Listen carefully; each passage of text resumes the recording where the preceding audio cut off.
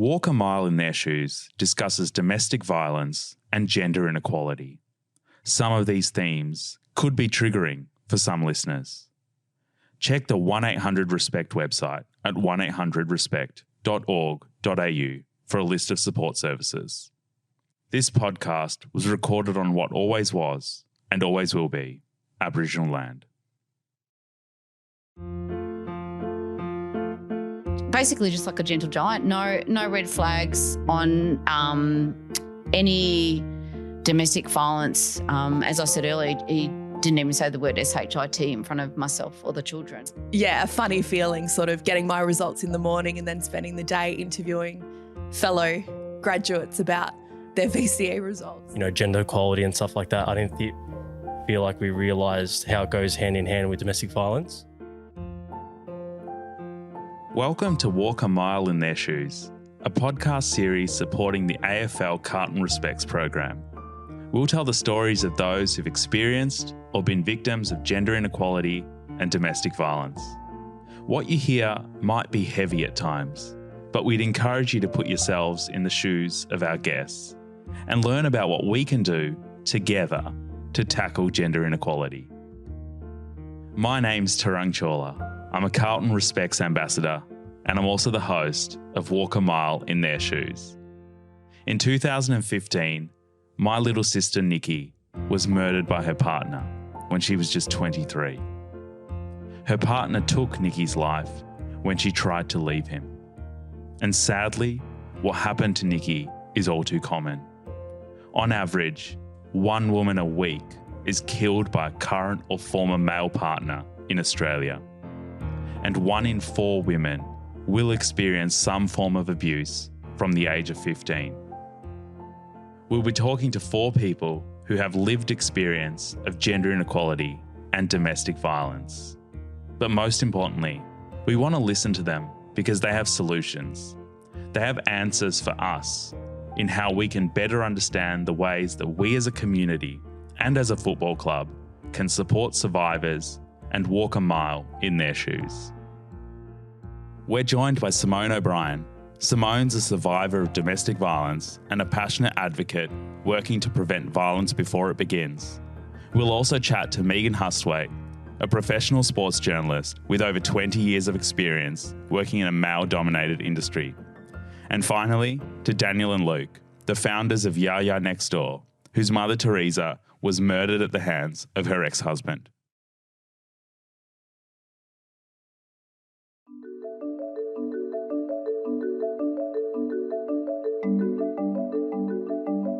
All of our guests led very different lives before experiencing gender inequality or domestic violence. Simone is a passionate mum of 3. Being a mum is her greatest joy in life. But in 2011, Simone started to think that maybe she just wanted to re-enter the dating world. I was 37 at this time and my children were 15, 12 and 10, and we honestly knew nothing. Not a skerrick about domestic family violence from my own immediate mum and dad and sisters or my friendship community. So it was lived a normal life. I worked 2 jobs. My eldest daughter was a state basketball player, so worked with the government in Brisbane, and was just thought life was rolling along as you would, and kids growing up and being happy and different things. Yeah. When I was 37, I decided that the children were at great ages and that I was still probably young enough to have another person in my life. And that's what I thought, I'll make time, and I love having a beer but not going out to nightclubs or pubs or anything like that. So I gave the internet dating site a go. Yep. And looking through the men, their files on that is what made me pick the person that I did was because he was a real estate man, and prior to working for the government, I was in real estate. So I knew he had to have a police check. So that was my light bulb moment that I thought, wow, he's got to be safe. He's had to get a police check to get his real estate license. I'm coming up to 20 years full-time in sports journalism and media, which is starting to make me feel a bit old. So it's An award-winning what I've sports known and journalist, done. Megan Hustwaite dreamed of entering sports media since the age of 8.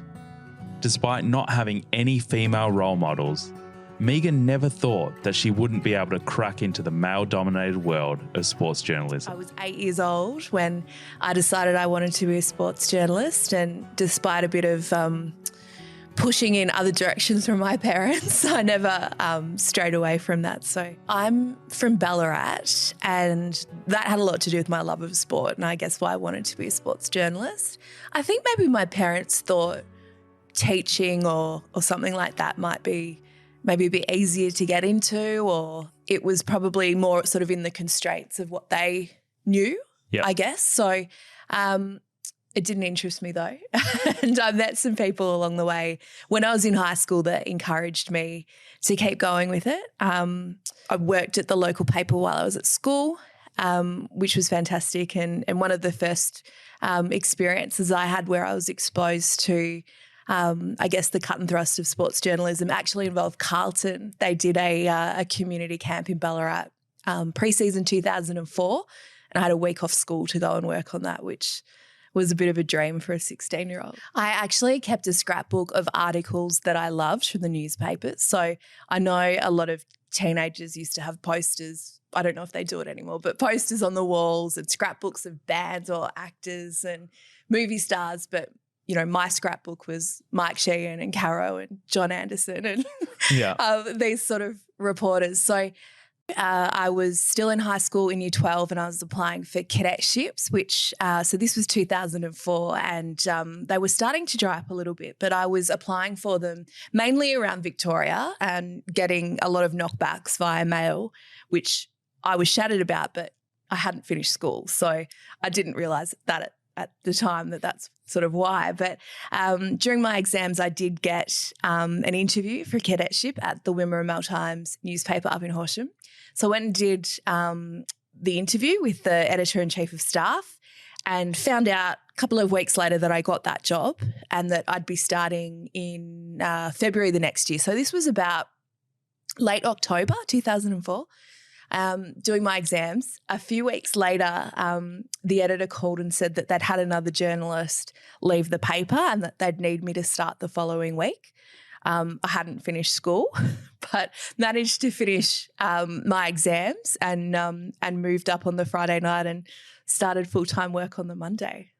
I guess probably going back to when I first wanted to do it, as I said, I was sort of 8. So over, in those initial first years, it didn't really sort of come to me that I wasn't seeing women. I guess I probably just thought it was what men did and perhaps some past female athletes on the tennis or the basketball, the netball. But it never impacted me wanting to do what I wanted to do either. As I mentioned, I was 17 when I started my full-time job and I did sort of general news and missing cat stories and volunteer columns and things like that for a little while before I moved into sport. And, the workload was huge. It was a huge paper back then and I was doing a lot of it on my own, but I had amazing allies in an editor and a sports editor who just championed me.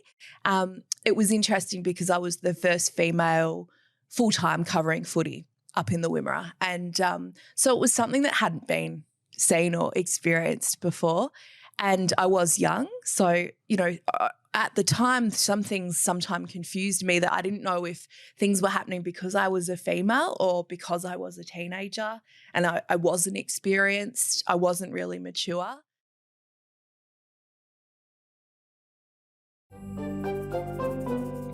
Daniel and Luke remember a happy childhood. They loved their sport and they loved their family. Their best memories are when they were hanging out as brothers at home, playing games and surrounded by a strong support system that would do anything for them. Pretty active kids. Yeah, we were we were very living pretty much in the street the whole time growing up. Like there wouldn't be a day where we wouldn't be playing basketball, football, riding our bikes. Or making our own games up. Or making our own games up in the court with our neighbours, and just always love to have a good time really with friends and family, and go on adventures really. Yeah, we did have a happy childhood when we were, in our own, out with our friends and stuff, hanging out, and, going to see Nonna and hang out with Mum as well too was also, the best thing ever. And, you get fed beyond belief. And luckily, I guess it makes sense why we were so active back then, because we're probably eating like absolute kings as well. So, having memories of, I used to hang off the hills hoist and Daniel would grab my legs and spin me around, and then my nonna would come out and he would be screaming and screaming in Italian. His teeth would fall out his teeth would fall out, and then we would laugh at him, and then he'd get even more angry, and then we would just be gunning around and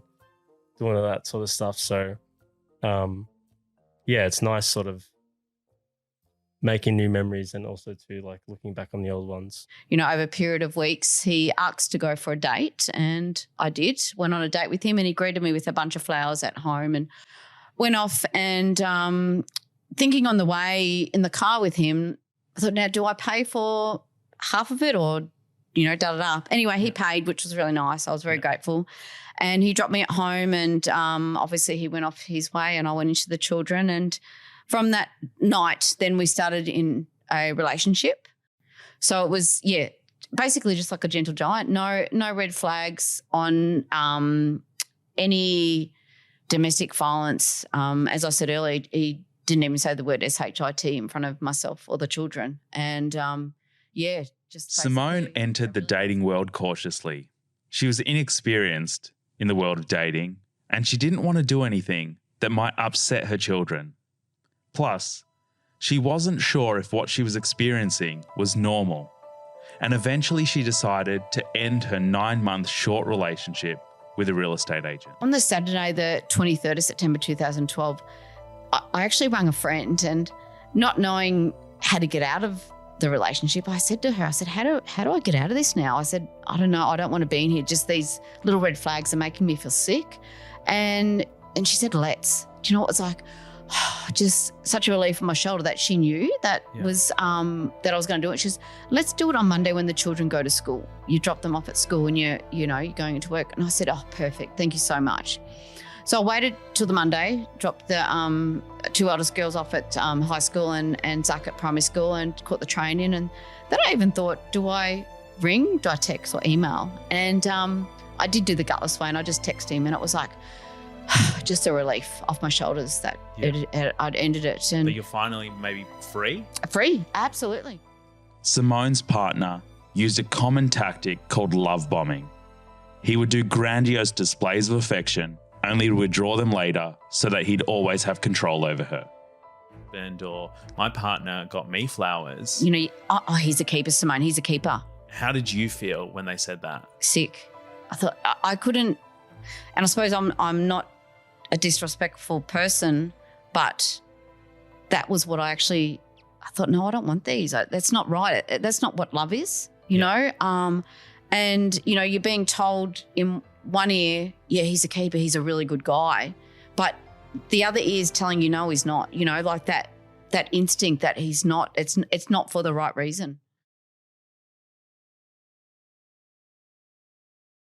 Despite having an illustrious career in journalism, it hadn't always been smooth sailing for Megan. Being young and being a woman both put stress on her career.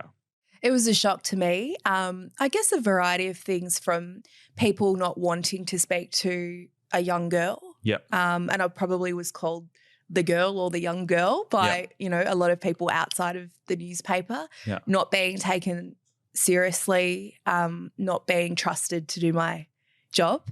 And that, I've always been headstrong, but I've also been self-assured, as I mentioned before. So even back as a teenager, when I was green as grass, it still used to hell annoy me that people wouldn't want to speak to me or would prefer to speak to someone else, or instead of coming to me about something, they'd go around the other way to an older, more experienced man. So it's like anything. If work-wise, once I got some runs on the board and I was around for a few years and I was breaking stories and telling stories that in the end, some of those people end up calling you. But Megan wasn't going to let gender stereotypes bog her down. Instead, she sought to prove herself with her writing. I think that's something I probably haven't acknowledged enough either, having that self-confidence. And, you know, just knowing that if I know what I'm talking about or writing about, I'm good enough. Yeah. I remember when I did some of my first on-camera work was when I worked at SEN, sports radio station, and we had a season launch and I did some videos interviewing our talent. And there was some comments on there about my body, but I remember a particular comment saying that if I was skinnier, I'd actually be hot. And I was just so sort of taken back by it because I guess, as I said, working in print for so long, you kind of not hide, but, you know, there's no face or body to your byline. So it's sort of always been judged on my work. And even to this date, I would, you know, I'm more concerned if someone pulls me up on something that I said incorrectly or didn't handle so well or got wrong, rather than my figure or, you know, a dress that I'm wearing or aspects of my body. I think subconsciously it probably played a lot to do with why I never considered going into TV because, you know, that's one aspect of, I guess, seeing women on there that I never could identify with in terms of how they dressed, what their figure was like. So I just never thought it was an option for me. But then I moved into broadcast through sport and having a niche as, you know, women's basketball expert or award-winning reporter. And since I've been doing that sort of 3-4 years, I haven't sort of received anything internally about how I dress or how I look or my size. It's always about what I say, which I love because I think that's 100% how it should be and how it should be judged. We were very loved by both parents, and there would be good times, don't get me wrong, but there was a lot more dark times than good. Luke and Daniel's childhood was happy, but there was always something lurking. And that was the looming presence of their father. He was an aggressive, out-of-touch man, and he made the boys feel scared to be in their own home. The way he treated their mum was enough to put fear into Daniel and Luke. But when their parents announced that they were separating, the boys finally thought that the worst of it was over. He was always quite loud and eccentric as well too. So you could feel his presence, you know, when he was losing it. But it'd just be often times like, you know, if you leave, you know, you're going to have nothing. I'm going to take everything from you and you're ruining the family. Like I remember that was a constant thing that we would hear were like, you know, you've ruined this family. It's all your fault. And yeah, it's just one of those things where, you know, Daniel and I were sort of high-fiving each other when they did say they were going to separate, which is, I know, not common for most kids. You know, when they hear their parents are going to go their own way, they probably want to keep the family together. But for us, it was just like, finally we can, you know, not worry about that. Because at times I feel like we're kind of walking on eggshells because, you know, you were worried if our father came home and he was in a shit mood that he was going to take it out on us verbally. So what kind of things would Dad say about Mum, like in the threads? Oh, like, you know, she's a slut. She's this. She'll say that, you know, she's ruining like Luke said, pretty much the best way example is she's ruining the family, you know, and he thinks he was like had no issues with himself. But Mum being Mum, just stupid bitch, just like pretty much anything and everything under the sun, just to put it down. Our whole lives was in the West, in Taylor's Lakes. I was still going to high school. Mum moved to Reservoir, so it just made sense for me to just finish out school and then, you know, you turn 20, 21, then you kind of do your own thing. So yeah, it was during that time frame where, you know, we were constantly sort of, you know, premeditating that something was maybe going to kick off. Because, you know, you add up all the threats and then Mum filing for divorce and then just seeing him sort of slowly spiral out, you know, through in that period where he would do things like that.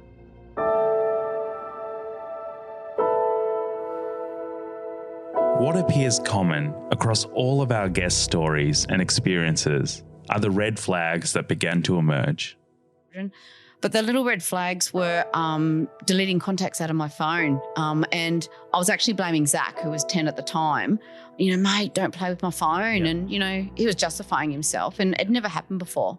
So that was, when it happened 5 or 6 times, that's when I started to feel sick in the tummy and thought, And then money would go missing out of my wallet. And once again, I was blaming Zach. But, he's going, no, mummy.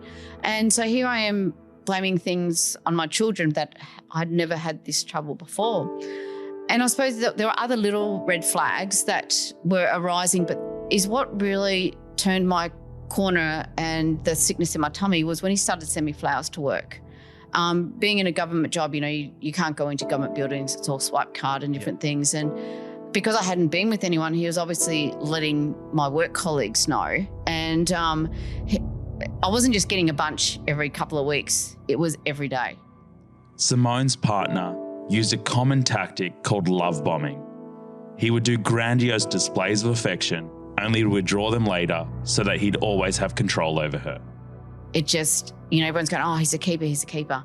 But you know what? I had this gut feeling it wasn't. I didn't feel like it was a keeper. What was that feeling in your gut when you'd get flowers sick. Every day? Yeah, just sick. It was not, everyone's going, oh, Simone, you should be so happy. I wasn't. The red flags were probably more so the constant threats. If she was to leave, he would always, threaten her to, if she was to leave, this would happen or that would happen or, vice versa. So I think all the verbal threats, the physical threats kind of came when it was really, really bad. It was a lot more verbal sort of intimidation with our father. It would come in waves if from memory, you'd have a good stretch where it was fine, and then you'd go through a few weeks where it was a rough patch, and you could always see my mum was never really, my dad would obviously snap out of and be happy, whereas my mum, you could always see that she was always kind of bringing that to her and being really down, and nothing had really helped. And, I think personally she just stuck it out more so for us. Yeah.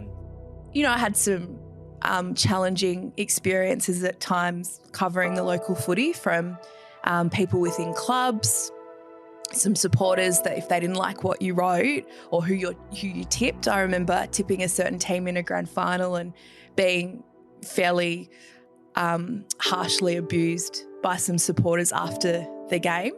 Came up to me and sort of gave me the rounds of the kitchen. And as a 19-year-old, that's full on. You sort of don't know you're not really equipped to deal with that. So there was some challenging time.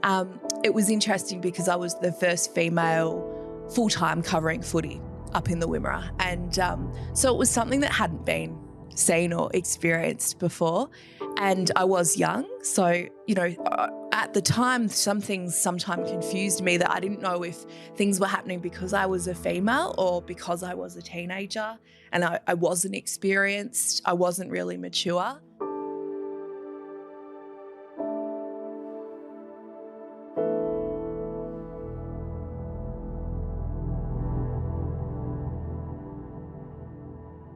Join us for the next episode of our 3-podcast series, where we hear the stories that shaped Simone, Megan, Luke and Daniel's journey and why they want us to walk a mile in their shoes. For more information on the Carlton Respects initiative, head to carltonrespects.com.au. And for support, check out 1800respect.org.au.